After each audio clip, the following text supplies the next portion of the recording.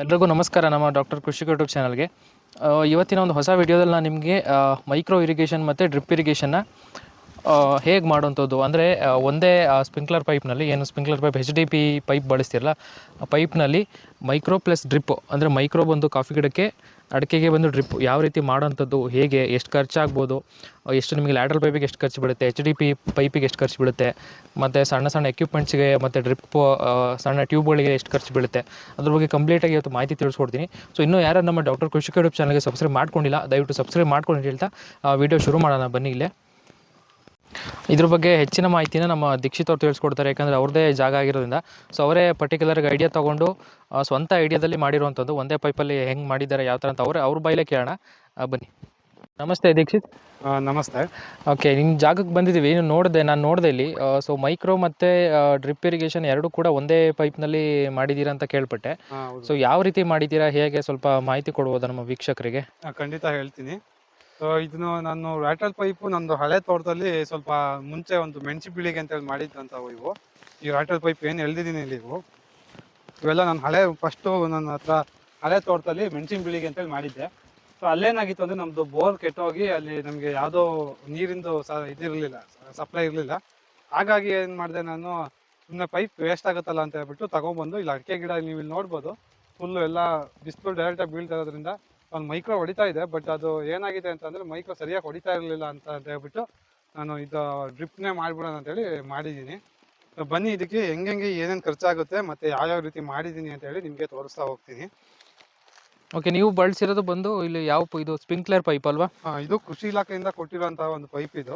ನನಗೆ last time ನಾನು ಕೃಷಿ ಇಲಾಖೆಯಲ್ಲಿ ನಾನು ಬರ್ದಾಕಿದ್ದೆ, ಒಂದು ಫಾರಮ್ನ ಬರ್ದಾಕಿದ್ದೆ. ಓಕೆ, ಅದರಲ್ಲಿ ನಮಗೆ ಸಬ್ಸಿಡಿ ಮೂಲಕ ಬಂದಿರುವಂತದ್ದು. ಓಕೆ, ಎಷ್ಟು ಪೈಪ್ ಸಿಗುತ್ತೆ ನಿಮಗೆ ಸಬ್ಸಿಡಿಲಿ? ನಮ್ಗೆ ಇದು ಬಂದು ನಮಗೆ ಟೋಟಲ್ 30 ಪೈಪ್ ಸಿಗುತ್ತೆ. ಓಕೆ, ಅಂದ್ರೆ ದುಡ್ಡು ಎಷ್ಟು ಕಟ್ಟಬೇಕು, ಹೇಗೆ? ಸ್ಪ್ರಿಂಕ್ಲರ್ ಪೈಪ್ ಸಿಗುತ್ತೆ, 5 ಸ್ಪ್ರಿಂಕ್ಲರ್ ಜೆಟ್ಗಳು ಮತ್ತೆ 30 ಸ್ಪ್ರಿಂಕ್ಲರ್ ಪೈಪ್ಗಳು. ಹೌದು. ಓಕೆ, ನಿಮ್ಗೆ ದುಡ್ಡು ಎಷ್ಟು ಕಟ್ಟಬೇಕಾಗುತ್ತೆ, ಹೇಗೆ?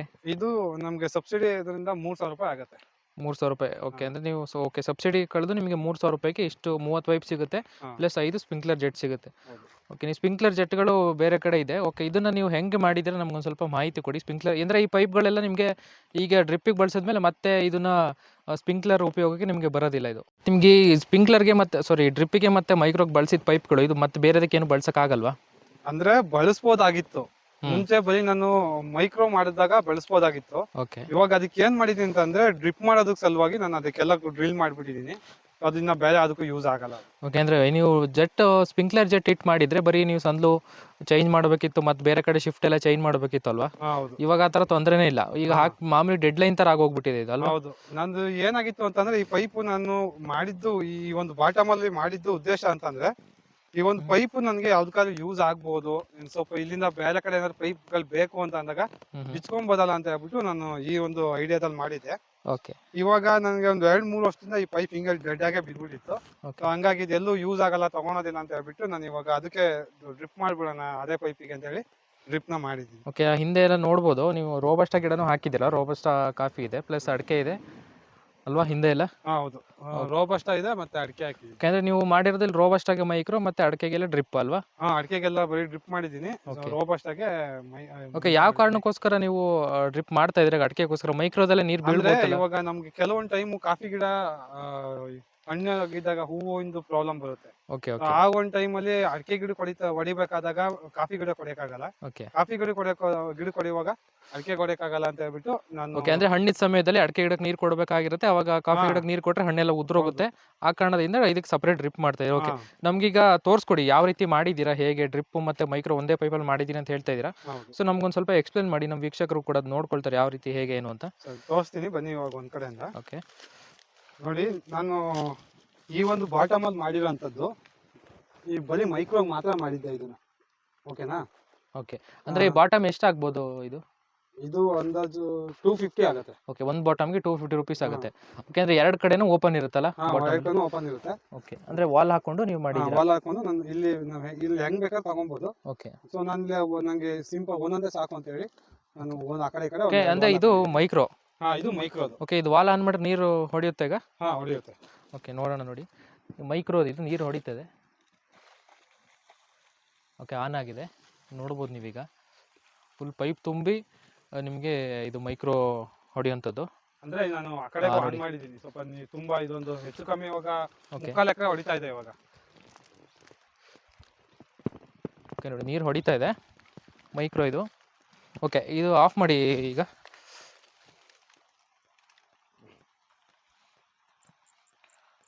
ಓಕೆ ನೋಡಿ ಇದು ಬಂದು ಈಗ ನೀವು ಕಾಫಿ ಗಿಡ ಹಾಕಿದ್ರೆ ಮೈಕ್ರೋ ಇದು ಉಪಯೋಗ ಆಗುತ್ತೆ.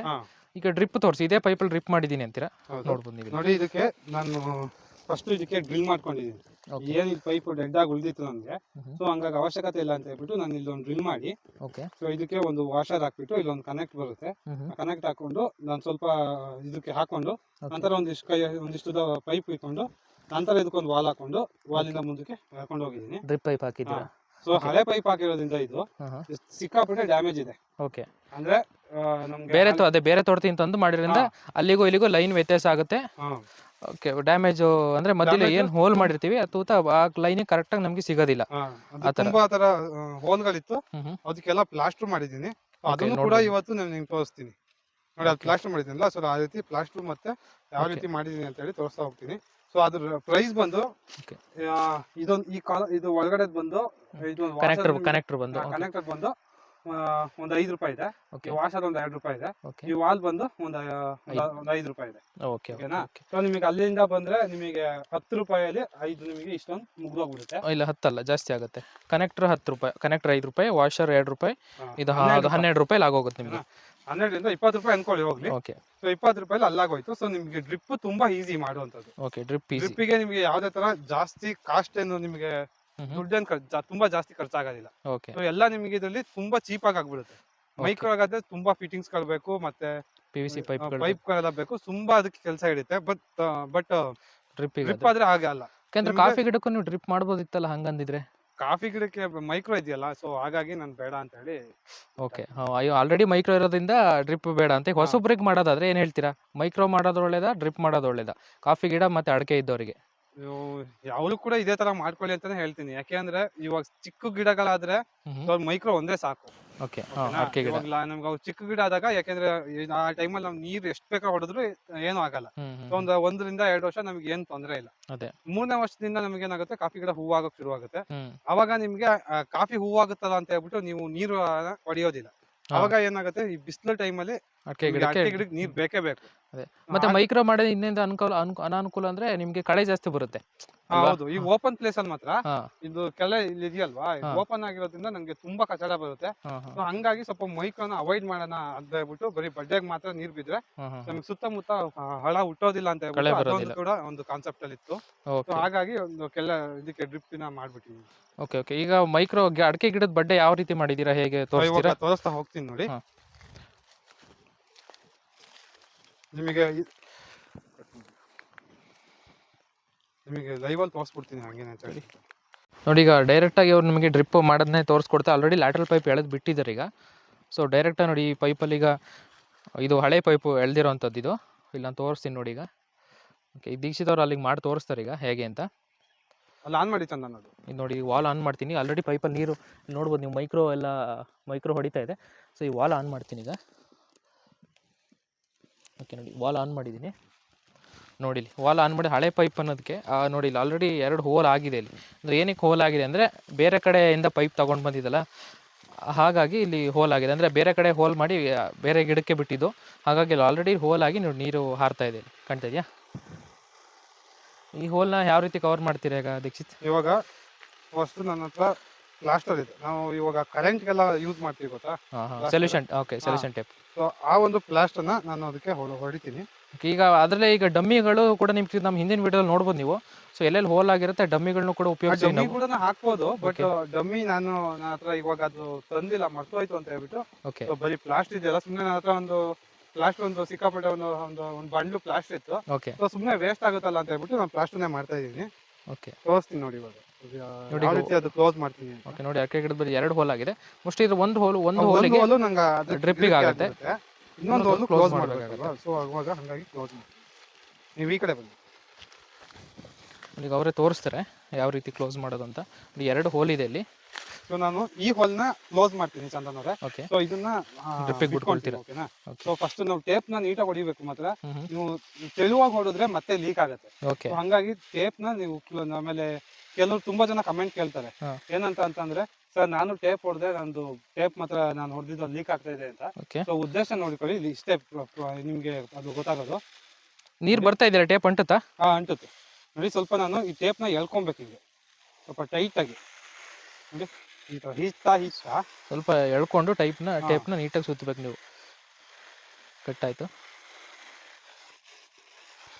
ನೀವು ತುಂಬಾ ಜಾಸ್ತಿನೇ ಹೇಳ್ಕೊಳಕ್ ಹೋಗ್ಬಾರ್ದು ಅನ್ಸುತ್ತಲ್ವಾ? ಕಟ್ ಆಗ್ಬಿಡುತ್ತೆ. ಮೀಡಿಯಂ ಅಲ್ಲಿ. ಓಕೆ. ಓಕೆನಾ. ನೋಡಿ ನೋಡಿ ಫುಲ್ ಕವರ್ ಆಯ್ತು ಈಗ. ನೋಡಿ ನೀರೇ ಲೀಕ್ ಆಗ್ತಾ ಇಲ್ಲ. ಒಂದೇ ಸಲ ಹೊಡಿಬೇಡಿ, ಮತ್ತೆ ವಾಪಸ್ ರಿಟರ್ನ್ ಅದ್ರ ಮೇಲೆ ಇನ್ನೊಂದ್ಸಲ ಹೊಡ್ಕೊಂಡ್ ಬನ್ನಿ.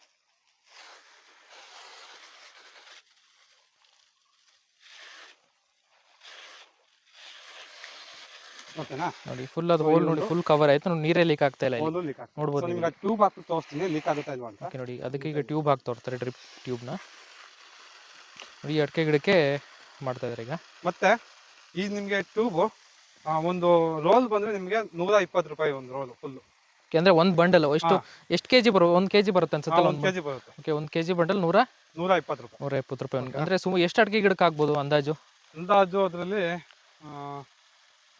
ನಮ್ಗೆ ಒಂದು 300 ಬೀಳೋಗೆ ಒಂದು ಅಡಿಕೆಗೆ ಮರಕ್ಕೆ ಹಾಕ್ಬೋದು. ಅಂದ್ರೆ ನಾವು ಕಟ್ ಮಾಡೋದ್ರ ಮೇಲೆ ಡಿಪೆಂಡ್ ಆಗುತ್ತೆ. ನಾನು ನೋಡಿ ಇಷ್ಟು ತಗೊಂಡಿದ್ದೀನಿ. ಹಿಂಗ್ ಕಟ್ ಮಾಡಿದ್ರೆ ಸ್ವಲ್ಪ ಕಮ್ಮಿನೂ ಆಗ್ಬೋದು, ಇಲ್ಲ ಜಾಸ್ತಿನೂ ಆಗ್ಬೋದು. ಅಂದ್ರೆ ಪೈಪ್ ಎಷ್ಟು ಹತ್ರ ಹೇಳ್ತಿರ್ತೀರಾ ಗಿಡದ ಬಡ್ಡೆಗೆ ಅದ್ರ ಮೇಲೆ ಡಿಪೆಂಡ್ ಆಗುತ್ತೆ. ಇದಕ್ಕೆ ಸಣ್ಣ ಕೂಡ ಹಾಕ್ಬೋದು. ಇದಕ್ಕೆ ಏನಕ್ಕೆ ಇಷ್ಟು ಟ್ಯೂಬ್ ಹಾಕ್ತಿವಿ ಅಂತಂದ್ರೆ, ನಾವು ಇವಾಗ ಹಾಕ್ಬಿಟ್ರೆ ಮತ್ತೆ ತೆಗೆಯೋದಕ್ಕೆ ಹೋಗಲ್ಲ.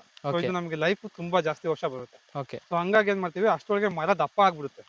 ಬೆಳೆದ ತಕ್ಷಣ ಬಡ್ಡೆ ದಪ್ಪ ಆಗೋದಾಗ ಏನಾಗುತ್ತೆ ಅಂದ್ರೆ, ಅದು ಪೈಪ್ ನಮಗೆ ಸಾಕಾಗೋದಿಲ್ಲ. ಹಾಗಾಗಿ ಇವಾಗ್ಲೇ ಉದ್ದಕ್ಕೆ ಪ್ರಿಕಾಷನ್ ಆಗಿ ಉದ್ದ ಮಾಡ್ಕೊಳ್ತೀರಾ? ಉದ್ದಕ್ಕೆ ಕಟ್ ಮಾಡ್ಕೊಂಡ್ಬಿಟ್ಟು ಓಕೆ. ಸೊ ಇದಕ್ಕೆ ಹಾಕ್ತೀವಿ. ಓಕೆ. ನೋಡಿ ಈಗ ಡ್ರಿಪ್ಪಿಗೆ ಇದು ಪೈಪ್ನ ಹಾಕ್ತಾರೆ, ಟ್ಯೂಬ್ ಚುಚ್ಚುತ್ತಾರೆ ಈಗ. ಇದು ಆಲ್ರೆಡಿ ಹೋಲ್ ಇರೋದ್ರಿಂದ ಇದು ಹೋಲ್ ಸ್ವಲ್ಪ ಚಿಕ್ಕದಾಗಿದೆ. ಓಕೆ. ಸೊ ಅದಕ್ಕೆ ಇಲ್ಲಾಂದ್ರೆ ನೀವು ತೂತ ಮಾಡೋದಾದ್ರೆ ನೋಡಿ, ಇದನ್ನ ದಬ್ಲಾದಲ್ಲಿ ತೂತ ಮಾಡೋದಾದ್ರೆ, ಇಲ್ಲ ಮಳೆನಾದ್ರೂ ತಗೋಬಹುದು, ನಿಮ್ಗೆ ತಗೋಬಹುದು, ಇಲ್ಲ ದಬ್ಲಾನಾದ್ರೂ ತಗೋಬಹುದು. ಒಂದು ಸ್ವಲ್ಪ ಹೋಲ್ ಅಗಲ ಮಾಡ್ಕೊಂಡ್ರೆ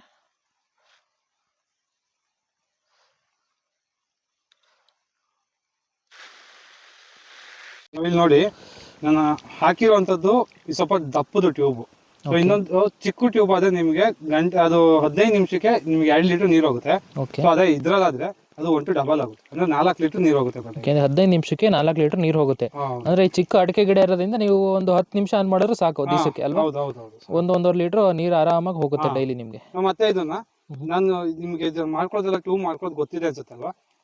ಹೇಗೆ, ಯಾವ ತರ ಅಂದ್ರೆ ನಮ್ದು ಇದೇ ಪೈಪ್ನ ಲ್ಯಾಟರಲ್ ಪೈಪ್ ನಾವು ಸಣ್ಣದಾಗಿ ಈ ತರ ಕಟ್ ಮಾಡ್ಕೊಂಡು ನಂತರ ಇದಕ್ಕೂ ಸೇಮ್ ನೀವು ಚುಚ್ಕೊಬಿಟ್ಟು ಪೈಪ್ ಹಾಕೊಳ್ಳಿ. ಏನಕ್ಕೆ ಹಾಕಿರೋದು? ಉದ್ದೇಶ ಏನು ಅಂತಂದ್ರೆ, ಇವಾಗ ಇಲ್ಲೇ ತೋರಿಸ್ತೀನಿ ನೋಡಿ. ಇದು ಹಾಕ್ಲಿಲ್ಲ ಅಂತಂದ್ರೆ ನಮಗೆ ನೀರ್ ಹಿಂಗೆ ಡೈರೆಕ್ಟ್ ಮುಂದಕ್ಕೆ ಹಾರುತ್ತೆ. ನೀವು ಹೆಂಗೆ ಇದು ಸುತ್ತ ಬಿಟ್ರು ಬಡ್ಡೆಗೆ ಬೀಳಲ್ಲ. ಓಕೆನಾ. ಸೊ ಅದೇ ಇದು ಹಿಂಗ್ ಬೀಳ್ತಾ ಇರೋದಕ್ಕೆ, ಸೊ ನೀವು ಇದನ್ನ ಹಾಕೊಂಡ್ರೆ ನಿಮಗೆ ನೋಡಿ ನೀರು ಮುಂದೆ ಹಾರಲ್ಲ, ನಿಮ್ ಬಡ್ಡೆಗೆ ಇಲ್ಲೇ ಬೀಳುತ್ತೆ. ಹಾಗಾಗಿ ಇದನ್ನ ಮುಂದೆ ಕ್ಯಾಪ್ ರೀತಿ ಹಾಕೋಣದು. ಮತ್ತೆ ಇದನ್ನ ಚುಚ್ಚಿಬಿಟ್ಟು ನಾವೇನ್ ಮಾಡ್ತೀವಿ ಅಂತಂದ್ರೆ, ಸೀದಾ ಹಿಂಗೆ ಅಡಿಕೆ ಗಿಡ ಏನಿದೆ ಈ ಗಿಡಕ್ಕೆ ನೀಟಾಗಿ ಸುತ್ತು ಬಿಟ್ರೆ ಅದ್ರ ಬಡ್ಡೆಗೆ ನೀರು ಬೀಳುತ್ತೆ. ಮತ್ತೆ ಏನಕ್ಕೆ ಸುತ್ತೋದು ಅಂತಂದ್ರೆ, ಯಾವ್ದೇ ಪ್ರಾಣಿಗಳು, ಕೋಳಿ, ಕಾಡು ಕೋಳಿ ಮತ್ತೆ ನವಿಲು ಎಲ್ಲ ಬರ್ತಾವಲ್ಲ, ಅವೆಲ್ಲ ಬಂದಾಗ ಬಡ್ಡೆ ಶೀತ ಇರೋದ್ರಿಂದ ಎಲೆ ಹುಳು ಪರವತ್ತಿ ಹಿಡಿದು. ನಿಮ್ಗೆ ಇದು ಎಷ್ಟು ಖರ್ಚಾಗಿದೆ ದೀಕ್ಷಿತ್ ಈಗ ಮಾಡಿರೋದಿಗೆ ನಿಮ್ಗೆ ಇದು? ಚಂದನ್ ಅವ್ರೆ, ಇದು ನಾನು ಪೈಪ್ ಎಲ್ಲ ಒಂದು ಹಳೇದೇ ಅಲ್ವಾ, ನನಗೆ ಪೈಪ್ ಇಂದ ನಂಗೆ ಲ್ಯಾಟರಲ್ ಪೈಪ್ ಇಂದ ನಂಗೆ ಯಾವ್ದು ಖರ್ಚು ಬಂದಿಲ್ಲ. ನಂಗೆ ಮೈನ್ ಪೈಪ್ ಸಮೇತ ಏನು ಖರ್ಚು ಬಂದಿಲ್ಲ. ನಂಗೆ ಖರ್ಚು ಬಂದಿರೋದು ಆ ವಾಲ್ಗಳು ಮತ್ತೆ ಈ ಟ್ಯೂಬ್. ಅದೇ ನೋಡ್ದಂಗೆ 12 ರೂಪಾಯಿಗೆ ಅದೊಂದು ಫುಲ್ ಸೆಟ್ ಸಿಗುತ್ತೆ. ಪೈಪ್ ಇಂದ ವಾಷರ್, ಕನೆಕ್ಟರ್ ಮತ್ತೆ ವಾಲ್, ಮತ್ತೆ ಇದು ಅಡಿಕೆ ಬಡ್ಡೆಗೆ ಟ್ಯೂಬ್. ಅಷ್ಟೇ. ಇದು ಪ್ಲಾಸ್ಟರ್ ಒಂದ್ ಸ್ವಲ್ಪ ಖರ್ಚಾಗಿದೆ. ಟೋಟಲ್ ಆಗಿ ಇದು 1 ಎಕರೆ ಇದೆ. ಈ 1 ಎಕರೆಗೆ ಪೂರ್ತಿ ಮಾಡಿರೋದ್ರಿಂದ ಹೆಚ್ಚು ಕಮ್ಮಿ ನಂಗೆ 1.5 ಸಾವಿರ ಬರೀ ಇದು ಖರ್ಚಾಗಿದೆ. ಅಂದ್ರೆ ಡ್ರಿಪ್ ಮಾಡಿರೋದಕ್ಕೆ ನಿಮ್ಗೆ ಬರೀ ಹಳೆ ಲ್ಯಾಟರಲ್ ಪೈಪ್ ಇರೋದ್ರಿಂದ ಬರೀ 1.5 ಸಾವಿರ. ಅದೇನು ವಾಷರ್ ಮತ್ತೆ ಅದೇನ್ ಜಾಯಿಂಟ್ಗಳು, ವಾಲ್ಗಳು, ಇವೆಲ್ಲ ಸೇರಿ ಹಳೆ ಪೈಪ್ ಇರೋದ್ರಿಂದ ಮಧ್ಯ ಸ್ವಲ್ಪ ತುಂಡಾಗಿತ್ತು. ಅದಕ್ಕೆಲ್ಲ ಜಾಯಿಂಟ್ ಗಿಂಟು ಅಂತ ಎಲ್ಲ ಸೇರಿ ಒಂದೂವರೆ ಸಾವಿರ ರೂಪಾಯಿ ಖರ್ಚಾಗಿದೆ. ನಿಮ್ಗೆ ಅದೇ ಈಗ ಫುಲ್ ಹೊಸದಾಗಿ ಮಾಡ್ತೀರಾ ಅಂತ ಅಂದ್ರೆ ಡ್ರಿಪ್ ನ 1 ಎಕರೆಗೆ ಅಂದಾಜು ನಿಮ್ಗೆ ಎಷ್ಟು ಖರ್ಚಾಗ್ಬೋದು? ಎಷ್ಟು roll drip pipe, lateral pipe ಬೇಕಾಗ್ಬೋದು? ಆ, ನೀವು 1 ಎಕರೆ ಪೂರ್ತಿ ಮಾಡ್ತೀರಿ ಅಂತ ಅಂದ್ರೆ, ಹ್ಮ್. ಸೊ ಇವಾಗ ನಾನು ಪ್ರತಿಯೊಂದು ನಂದು ಅಡಿಕೆ ಗಿಡ ಇರೋದು 10 ಅಡಿಗೆ. ಓಕೆ. ಬರೀ 10 ಅಡಿಗೆ ಅಡಿಕೆ ಗಿಡಕ್ಕೆ ಮಾಡ್ತೀವಿ ಅಂತ ಅಂದ್ರೆ, ಹ್ಮ್. ಸೊ ಟೋಟಲ್ ಆಗಿ ಓಕೆ. ನಮ್ದು ನಿಮ್ಗೆ ಇಲ್ಲಿ 1 ಎಕರೆಲಿ ಎಷ್ಟು ಅಡಿಕೆ ಗಿಡ ಕೂತಿದೆ? ಒಂದು 600 ರಿಂದ 700 ಕೂತಿರ್ಬೋದು. 600 ಇಂದ 700 ಅಡಿಕೆ ಗಿಡ ಕೂತಿದೆ. ಹಾ. ಅಂದ್ರೆ 10 ಅಡಿಗೂ ಅಂತಂದ್ರೆ ನಿಮ್ಗೆ ಒಂದು ಅಂದಾಜು ಎಷ್ಟು ಅಡಿ ಆಗ್ಬಹುದು? ಅದೇ ನಿಮ್ಗೆ ಇದು 1 ಎಕರೆಗೆಲ್ಲ ಆದ್ರೆ ನಿಮ್ಗೆ ಲ್ಯಾಟರಲ್ ಪೈಪಲ್ಲಿ ಎಷ್ಟು ಬೇಕಾಗ್ಬೋದು? ಸೊ ನಂಗೆ 6 ರಿಂದ 7 ರೋಲು ಲ್ಯಾಟರಲ್ ಪೈಪ್ ಬೇಕಾಗತ್ತೆ. ಓಕೆ. ಓಕೆನಾ? ಒಂದು ಲ್ಯಾಟರಲ್ ಪೈಪ್ ರೋಲಿಗೆ ಎಷ್ಟಾಗ್ಬೋದು ಅದಕ್ಕೆ? ಚಂದನ್ ಅವರೇ, ಇವಾಗ ಲ್ಯಾಟರಲ್ ಪೈಪ್ ಅಂದ್ರೆ ನಿಮ್ಗೆ ಕ್ವಾಲಿಟಿ ಮೇಲೆ ಇದೆ. ಓಕೆ. ಇವಾಗ 1000 ರೂಪಾಯಿದು ಇದೆ, ಹ್ಮ್. ಸೊ 1500 ಇದೆ, 2000 ರೂಪಾಯಿದು ಇದೆ, ಓಕೆ. 3000 ರೂಪಾಯಿ ತನಕನೂ ಇದೆ. ಓಕೆ. ನಿಮಗೆ ಯಾವ ಒಂದು ಕ್ವಾಲಿಟಿ ಬೇಕು ಅದ್ರ ಮೇಲೆ ಡಿಪೆಂಡ್ ಆಗುತ್ತೆ. ಓಕೆ. ನಾನ್ ತಂದಿದ್ದು ಲಾಸ್ಟ್ ಟೈಮ್ ಹಳೆ ಪೈಪ್ ಅಲ್ಲಿ ಹ್ಮ್. ನಾನ್ ತಂದಿದ್ದು 1300 ರೂಪಾಯಿ ಇದು ಪೈಪ್ ಇದು. ಓಕೆ. ಓಕೆ. ಓಕೆನಾ? ಸೊ ಆಗ ಒಂದು 5-6 ವರ್ಷ 7 ವರ್ಷದಿಂದ ಒಳ್ಳೆ ಚೆನ್ನಾಗಿತ್ತು ಕ್ವಾಲಿಟಿಗಳ ಪೈಪ್. ಸೊ ಇವಾಗ ಇತ್ತೀಚೆಗೆ ಬಂದ್ಮೇಲೆ ಸ್ವಲ್ಪ ಅಂತ 1000 ರೂಪಾಯಿ ಕೊಟ್ಟರು ಕೂಡ ಒಳ್ಳೆ ಕ್ವಾಲಿಟಿ ಅವ್ರು ಸಿಗ್ತಾ ಇಲ್ಲ. ಸೊ ನಾನ್ ನಿಮ್ಗೆ ಸಜೆಸ್ಟ್ ಮಾಡೋದಾದ್ರೆ ಸ್ವಲ್ಪ ಚೆನ್ನಾಗಿರೋ ಕ್ವಾಲಿಟಿ ಹೋಗಿ ಒಂದು 1500 ಇಲ್ಲ 2000 ರೂಪಾಯಿ ಎಲ್ಲ ಚೆನ್ನಾಗಿರೋ ಪೈಪ್ ಸಿಗ್ತದೆ. ಕ್ವಾಲಿಟಿ ನೋಡಿ ತಗೊಳ್ಳಿ. ನಿಮ್ಗೆ ಎಷ್ಟು ರೋಲ್ ಹಿಡಿದಿದೆ ಇದಕ್ಕೆ? ಇದಕ್ಕೆ 6 ರೋಲ್ ಹಿಡಿದಿದೆ. ಓಕೆ. ಸೊ ನಾನು 6 ರೋಲ್ 6 ರೋಲಿಗೆ ಇವತ್ತಿನ ಪ್ರೈಸ್ ಅಲ್ಲಿ ಬಂದ್ರೆ ಒಂದು ನಿಮ್ಗೆ ಒಂದು 6 ರೋಲಿಗೆಲ್ಲ ಒಂದು 7000 ರೂಪಾಯಿ ಅದೇ ಬೇಕಾಗುತ್ತೆ. ಸೊ 7000 ರೂಪಾಯಿ ಲ್ಯಾಟರಲ್ ಪೈಪ್ ಬೇಕಾಗುತ್ತೆ. 7 ಅಂದ್ರೆ ನಿಮ್ಗೆ 500 ರೂಪಾಯಿ ಜಾಸ್ತಿ ತಗೊಂಡ್ರು ಒಂದು 7-8 ಸಾವಿರ ರೂಪಾಯಿ ಬೇಕಾಗುತ್ತೆ ಹಾ, ಅಂದಾಜು. ಹಾ. ಅದೇ ಅಲ್ವಾ? ಒಂದು ಅಂದ್ರೆ ನೀವು 1000 ರೂಪಾಯಿದೆಲ್ಲ ತಗೊಳ್ತೀರಾ ಅಂತಂದ್ರೆ ನಿಮ್ಗೆ ಬರೀ 6000 ರೂಪಾಯಿನೇ ಸಾಕಾಗುತ್ತೆ. ಹೌದು. ಲ್ಯಾಟರಲ್ ಪೈಪ್ 1000 ರೂಪಾಯಿದು ಇವಾಗ ರೇಟ್ ಸ್ವಲ್ಪ ಪೈಪ್ ವೇರಿಯೇಷನ್ ಇರುತ್ತೆ. ಓಕೆ. ಅಂದ್ರೆ ಓಕೆ. ಸ್ವಲ್ಪ ಇವಾಗ 1000 ರೂಪಾಯಿಗೆ ಸಿಗುತ್ತೆ ಅಂತ ಹೇಳಕ್ಕಾಗಲ್ಲ. ಹ್ಮ್. ಒಂದು 1200 1300 ಇರುತ್ತೆ.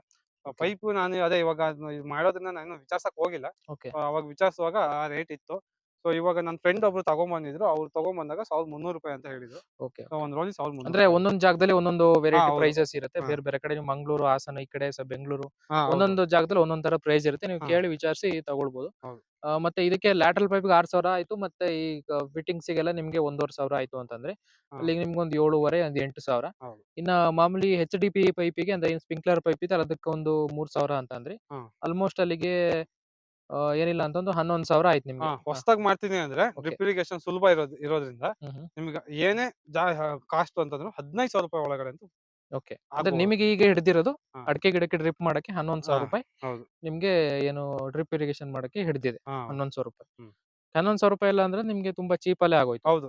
ಅದೇ ನಮ್ಗೆ ಮೈಕ್ರೋ ಮಾಡೋದಕ್ಕಿಂತ ಡ್ರಿಪ್ ಮಾಡೋದು ತುಂಬಾ ಈಸಿ. ಯಾಕಂದ್ರೆ ಅಂದ್ರೆ ನಿಮ್ಮ ಮೆಥಡ್ ಅಲ್ಲಿ ಮಾಡೋದ್ರಿಂದ ಹಾ. ಏನು HDP ಪೈಪ್ ಬಳಸ್ಕೊಂಡು ಮಾಡೋದ್ರಿಂದ ಹೌದು. ನಿಮ್ಗೆ ತುಂಬಾ ಚೀಪಲ್ಲಿ ಆಗೋಗಿದೆ. ಹಾ.